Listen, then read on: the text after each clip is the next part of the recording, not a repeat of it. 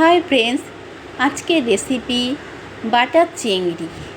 রান্না করতে ভালোবাসি, রান্না আমি করি, যতক্ষণ না মুখে তুলবে স্বাদ বুঝবে না তুমি।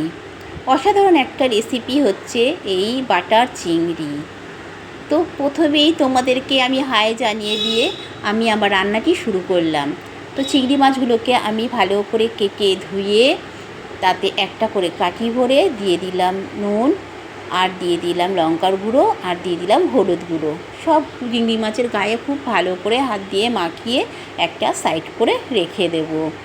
তারপরে আমি কিছু মশলা রেডি করব। তার মধ্যে একটা মিক্সার বোলতে নিয়ে নিলাম আমি পোস্ত, নিয়ে নিলাম হচ্ছে চালমগজ, আর দিয়ে দেব কাজু কিশমিশ। সব একসাথে এগুলো বেটে নেব।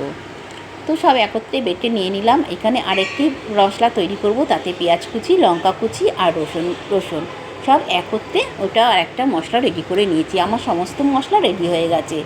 এবারে কড়াইয়ে আমি সাদা তেল দিয়ে আমি চিংড়ি মাছগুলো দিয়ে দিলাম। যেহেতু চিংড়ি মাছ নরম, বেশি ভাজতে হবে না, এপিট ওপিট ভেজে প্রত্যেকটা চিংড়ি মাছ আমি এইভাবে করে তুলে নেব।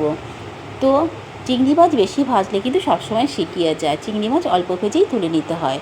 এবার ওই কড়াইয়ের তেল ছিল, তার ভিতরে আমি দিয়ে দেবো, যেহেতু বাটার চিংড়ি, বাটারটা তো দিতেই হবে, তো আমি দিয়ে দিলাম বাটার। তোমরা শুধু বাটারেও করতে পারো। তারপর দিয়ে দিলাম গোটা গরম মশলা। তারপরে দিয়ে দিলাম আমি পেঁয়াজ, রসুন আর কাঁচা লঙ্কার পেস্টটা।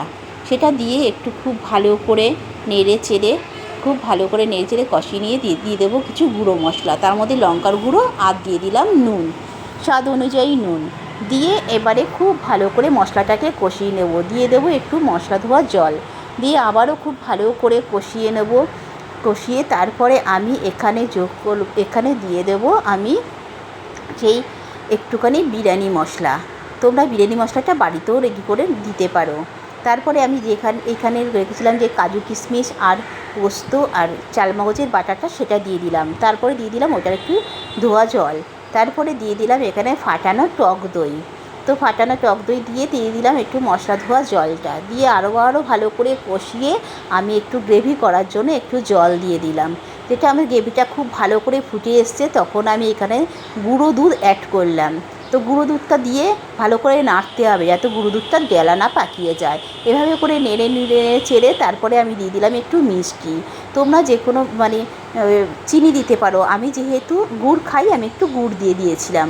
তারপরে খুব ভালো করে ফুটে এসছে, তখন আমি চিংড়ি মাছগুলোকে দিয়ে দিলাম। আমার যেই গ্রেভিটা একটু টেনে এসছে, চিংড়ি মাছগুলো দিয়ে সবশেষে আমি দিয়ে কাস্তুরি মেথি দিয়ে আমি এটাকে নামিয়ে নেব। তো আমার এই রেসিপিটি কেমন লাগলো অতি অবশ্যই তোমরা আমাকে কমেন্টের মাধ্যমে জানাতে কিন্তু ভুলো না। আর যে কোনো ছোটোখাটো অনুষ্ঠানে বাড়িতে এটা বানিয়েই দিতে পারো। তবে এটুকু বলতে পারি, খুব সম্মানের সাথে তুমি এটা সবাইকে দিতে পারবে, আর তোমার পয়সাও বিফলে যাবে না। তো আজ এই রেসিপিটা তোমাদের কাছে কেমন লাগলো তো তোমরা অতি অবশ্যই জানিও। তো আজ এই পর্যন্ত, সবাই ভালো থেকো, সুস্থ থেকো। নেক্সট ভিডিও দেখার জন্য আমার অনুরোধ রইল।